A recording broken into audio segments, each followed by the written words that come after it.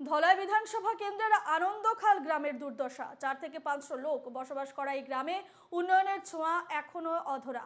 নেই রাস্তাঘাট, নেই পানীয় জল। সরকারি প্রকল্প থেকে সম্পূর্ণরূপে বঞ্চিত এই এলাকার জনগণ। বারবার নির্বাচন আসে, নির্বাচন যায়, কিন্তু এলাকাবাসী যে অবস্থায় ছিলেন সেই অবস্থাতেই রয়েছেন। এই এলাকা থেকে আমাদের শিলচরের প্রতিনিধি পাপলু দাসের এক প্রতিবেদন।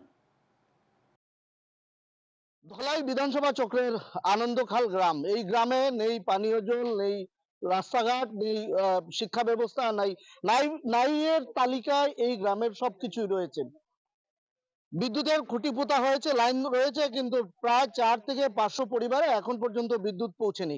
এ নিয়ে আমরা কথা বলবো গ্রামবাসীদের সঙ্গে, তাদের মূলত কি সমস্যা রয়েছে এবং বর্তমানে যেহেতু উপনির্বাচনের ঠিক সময়টা শুরু হয়েছে, এক্ষেত্রে স্থানীয়দের কি বক্তব্য রয়েছে সেটা আমরা জানবো। দাদা, আপনার নাম? মিন্টু দাস। কি কি সমস্যা রয়েছে আপনাদের গ্রামে? আমাদের সমস্যা হলো, প্রথম হলো রাস্তা, 2 নম্বর হলো পানীয় জল, 3 নম্বর হলো রাস্তাঘাটের কোনো যে ইনকাম নেই। যদি কেউ একজনে যদি ব্যবসা করতে যায়, এরকম ভার নিয়ে আসতে হয়। তার এখন আমাদের দেখো সরকারের যে প্রকল্পগুলো দিচ্ছে, তাও পয়সা নিয়ে দিতে হচ্ছে। গ্রামের কেন মানুষ এরকম পয়সা দিয়ে, গরিব মানুষের পয়সা দিয়ে একটা সিলিন্ডার আনতে 1000 টাকা, অরুণোদয় নিতে গেলে 1000 টাকা, কারোর ঘর দিতে গেলে 1000 টাকা বা 1500 টাকা, এরকম মানুষের অসুবিধা। একটা কারেন্ট বিল যদি কেউ লাইন ঢুকাতে হয়, তো 6000 টাকা 5000 টাকা লাগছে। এই কারণে আমরা কি করবো এখন, ওটাই আমার বক্তব্য। আপনাদের এখানে কতটা পরিবার রয়েছে যে পরিবারগুলোতে জল নেই, পানীয় জল নেই? 350-400 হয়ে যায়। এখনো পানীয় জল পৌঁছায়নি? নাই পৌঁছেন। এই পাড়াতে কোনো জায়গায় পানি জল নেই। আর বিদ্যুৎ? বিদ্যুৎ তো মনে করো 25% আছে, 100%-এর মধ্যে 70-75% এখনো কারোর ঘরে নাই। স্কুল? স্কুল এলপি আছে, হলে মডেল এখন এখান থেকে 5 কিলোমিটার 3 কিলোমিটার ছেলেরা স্কুল যেতে হয়, তাও সাইকেল নিয়ে কেউ যাচ্ছে হাঁটে। এই ধরনের কত, মানে এই যে রাস্তাটা গেছে, এই ধরনের এইভাবে কত কিলোমিটার রাস্তা রয়েছে এখনো এখানে? বর্তমানে এখান থেকে 3 কিলোমিটার 2.5 কিলোমিটার হয়ে যাবে, এখনো কাঁচা রাস্তা সেম। এই পানীয় জলের সমস্যা আপনারা কিভাবে মেটান?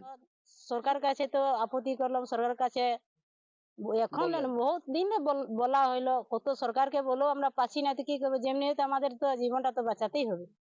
এই বাবতেই আমরা চলছি, এই বাবতে আমরা খাই, এখন বর্তমানে যাচ্ছি। আর রাস্তার ব্যাপার তো ভাঙ্গা রাস্তা নিয়ে তো চলাচল হতেই হচ্ছে আমাদের, তো এখন নাই। আমরা তো আগেলেই সরকারকে বলছি যে আমাদের রাস্তাঘাট ক্লিয়ার নাই, রাস্তাঘাট সুন্দর নাই, আমাদের পিএচি নাই, আমাদের গ্যাস চুলা নাই, আমাদের এখন কাঁচা ঘর, কাঁচা কুয়া। আমরা শীতকালে আমরা লালা খালার জল খাচ্ছি, লালা খালাই স্নান টান করছি। আর সরকারে এখন আমাদের এই 3 নম্বর গ্রুপ থেকে যত দূর যেমন 3 নম্বর গ্রুপ, এইখানে আমাদের কোনো জাত পরিচয় নেই, না একটা কল আছে, না একটা পেঁচি আছে, না আমাদের একটা পাকা কুয়া আছে। কিছুই এই অবস্থায় আমরা দেখলাম আজকে এই গ্রামের একটা চূড়ান্ত বিক্ষোভ দেখলাম আমরা। প্রায় বড় একটা অংশ তারা কংগ্রেস দলে যোগ দিলেন। এই অবস্থায় তাদের দাবি, তাদের এলাকায় পানীয় জল দিতে হবে।